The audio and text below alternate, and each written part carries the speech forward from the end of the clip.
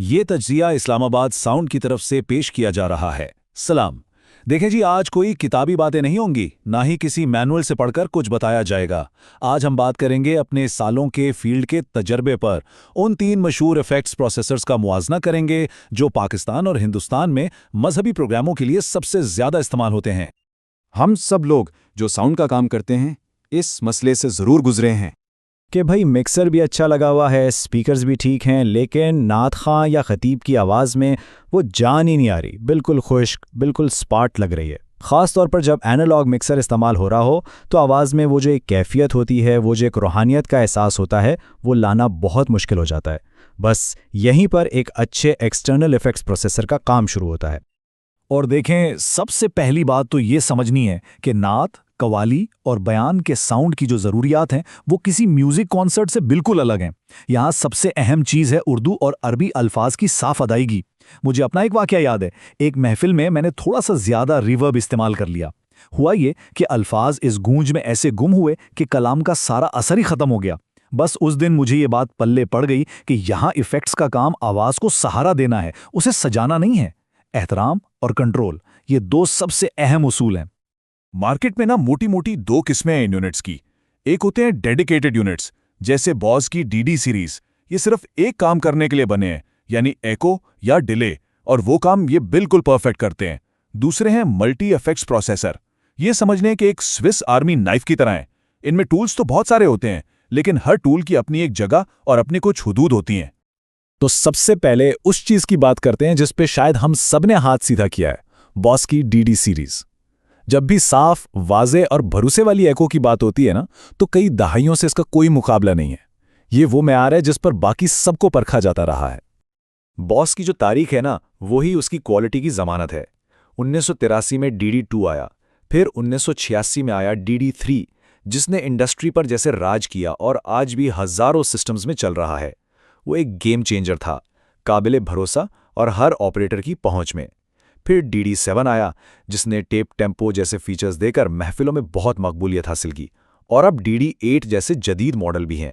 इतने सालों से चलते चलते ना, इसने साउंड वालों के दिल में एक ऐसा एतमाद बना दिया है कि भाई बॉस का डिले कभी धोखा नहीं देगा। तो आखिर बॉस डीडी की आवाज़ में ऐसी क्या ख़ास बात है? मेरे तजर्बे में इसका सारा राज इसकी सफाई में है। इसकी जो एको है ना, वो बिल्कुल शीशे की तरह साफ़ है। वो आवाज़ में घुलती नहीं, बल्कि आवाज़ के पीछे एक साया बन के चलती है। यही वजह है कि लंबी से लंबी महफिल में भी उर्दू और अरबी के अल्फाज कभी धुंधलाते नहीं हैं। ये बहुत मुस्तहकम है, काबिल एतबार है और लाइव माहौल में से कंट्रोल करना इंतहाई आसान है।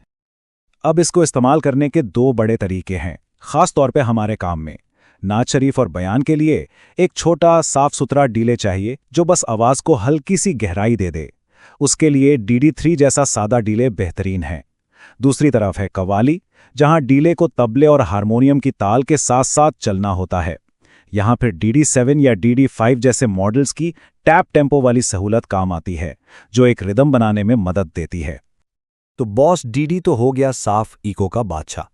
लेकिन अगर आपको सिर्फ इको नहीं बल्कि एक मुकम्मल माहौल, एक स्पेस बनानी हो, तो यहीं पर PV डेल्टा इफेक्ट्स मैदान में आता है। ये वो यूनिट है जो अपनी महफूज और नरम तबीयत की वजह से मस्जिदों और महफिलों के सेटअप में बेहद मकबूल हुआ।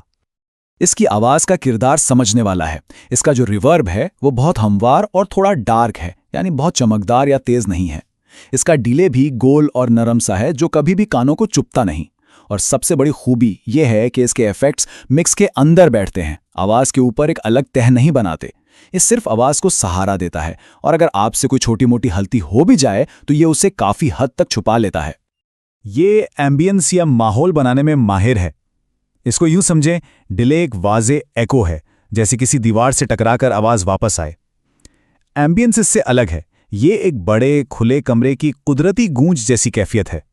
डेल्टा इफेक्ट्स बिल्कुल यही काम करता है, और चूंकि इसका रिवर्ब थोड़ा डार्क है, ये मस्जिद जैसे गूंजने वाले हॉल्स में फीडबैक पैदा करने का खतरा भी कम कर देता है। ये एक बहुत बड़ा अमली फ़ायदा है। अब बात करते हैं तीसरे खिलाड़ी की, बॉस VF1। और यहीं पर अक्सर लोग गलती कर जाते हैं इसे एक आम डिले यूनिट समझने की। ये एक मुकम्मल studio grade multi effects processor है, और इसे चलाने के लिए एक बिल्कुल मुख्तलिफ सोच और महारत की ज़रूरत पड़ती है।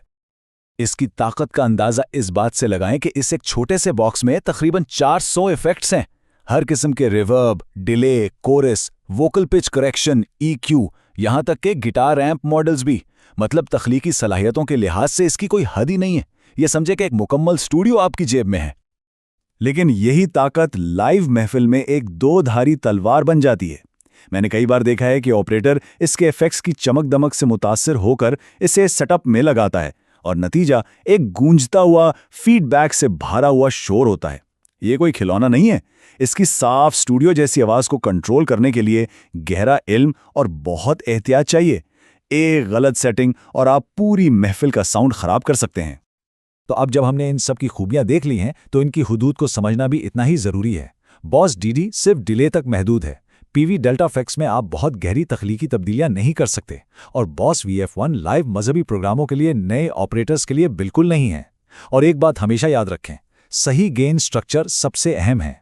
अगर आपके मिक्सर से भेजा जाने वाला सिग्नल ही बहुत ज़्यादा या कमज़ोर है तो दुनिया का बेहतरीन प्रोसेसर भी ख़राब आवाज़ देगा। ठीक है, तो आइए अब इन तीनों को आमने सामने रखकर देखते हैं ताकि ये बिल्कुल वाज़े हो जाए कि किस काम के लिए कौन सा औजार बेहतरीन है। जब आपको सिर्फ और सिर्फ साफ एको चाहिए तो बॉस डीडी सीरीज का कोई सानी नहीं। अगर आपका मकसद एको के साथ साथ एक महफूज कंट्रोल्ड माहौल और स्पेस बनाना है तो पीवी डेल्टा इफेक्ट्स बेहतरीन है। लेकिन अगर आप एक तजुर्बाकार ऑपरेटर हैं और आपको स्टूडियो जैसी पॉलिश्ड और तख्लीकी आवाज़ चाहिए तो वहाँ बॉस VF1 अपनी जगह बनाता है। इस्तेमाल में आसानी के लिहाज से डीडी सबसे आसान, डेल्टा इफेक्ट्स बहुत महफूज और सीधा, जबकि VF1 के लिए इल्म और तजुर्बा लाजमी शर्त है। तो इन तमाम सालों के तजर्बे की रोशनी में अगर मुझे किसी खास प्रोग्राम के लिए एक यूनिट चुनना हो तो मेरी सिफारिश ये होगी। नात, बयान और मस्जिद के उमूमी इस्तेमाल के लिए जहां अल्फाज की सफाई और एक काबिल एहतराम माहौल सबसे अहम है, पीवी डेल्टा इफेक्ट्स सबसे महफूज और बेहतरीन इंतखाब है। जब मकसद सिर्फ साफ सुथरी एको हो या कवाली के लिए ताल के साथ डिले चाहिए हो तो बॉस की डीडी सीरीज जैसे DD3 या DD7 वो प्रिसीजन फराहम करती है जिसकी आपको ज़रूरत है। और जब आप स्टूडियो में काम कर रहे हों या किसी ऐसे लाइव सेटअप में जहां आपके पास तजुर्बा करने का वक्त और कंट्रोल हो, तब बॉस VF1 अपनी पूरी सलाहियत दिखाता है। आखिर में सबसे अहम बात को जहन में रखते हैं।